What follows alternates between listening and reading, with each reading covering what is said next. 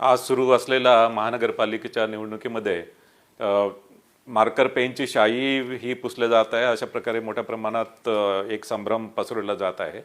त्याबद्दल माझं सांगणं आहे की ही शाई जी आहे ती इंडेलिबल इंक आहे आणि इंडेलिबल इंक भारत निवडणूक आयोग जी इंडेलिबल इंक वापरतो तीच इंडेलिबल इंक आहे, मात्र ती मार्कर पेनच्या स्वरूपात आहे।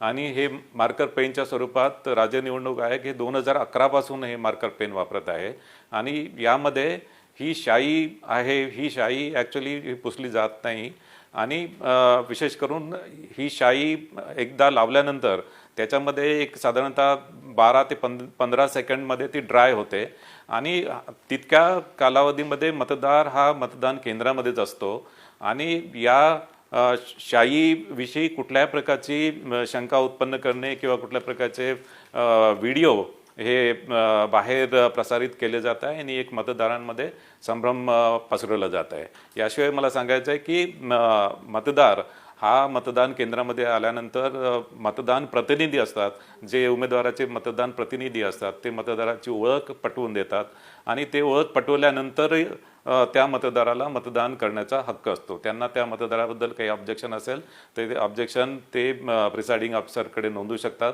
आणि त्या अनुषंगाने त्या मतदाराची चौकशी होते।